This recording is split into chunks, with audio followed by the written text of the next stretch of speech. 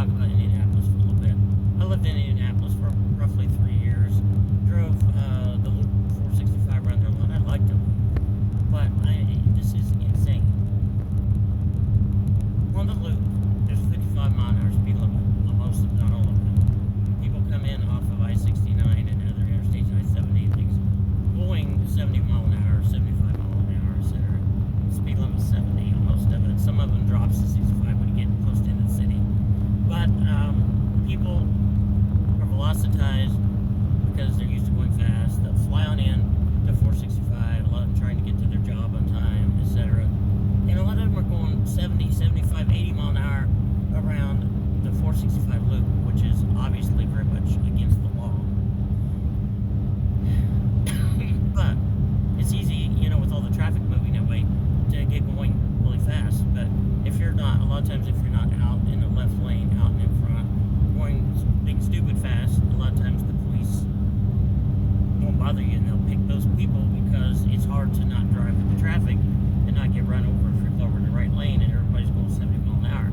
But I have been on that thing and I have seen motorcycles go by me. They had to be going 100, maybe 110, 120 mile an hour or faster, racing each other, and they'll zip by in the median, like off in the shoulder is what I should call it, because there's a guardrail and your car's there.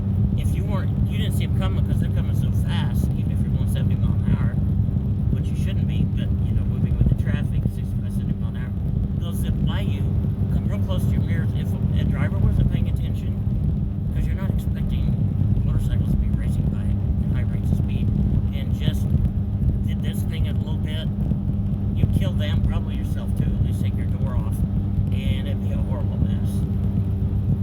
So I don't know why they do that. They're not thinking. When I was living down there, one time I was involved in that, but on Fall Creek Drive, which is not the interstate, and they shouldn't have been going that fast, a couple of like Ninja motorcycles or something like that, going really, really fast. They estimated 180 mile an hour. Two of them racing each other. One of them hit a car in the trunk, in the back of the car. Hit the car so hard, of course, killed the motorcycle rider.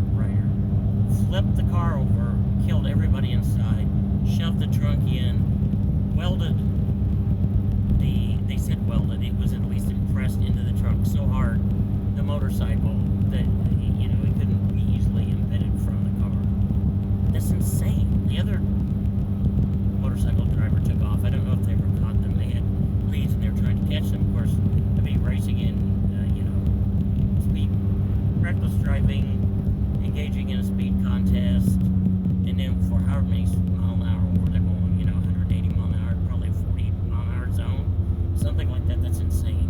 So, I like fast cars, I like fast things, but they need to be on the racetrack and not like doing that. That's crazy. But back to 465, driving around 465, and this is not against one gender or anything else, but I'm just saying things that I've seen.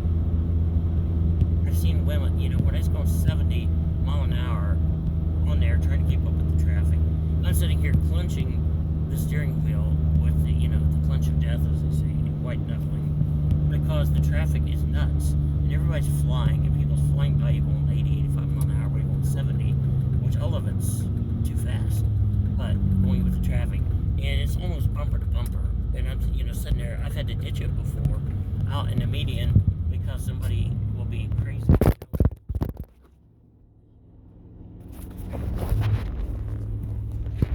Sorry, my phone just fell off. And they'll decide to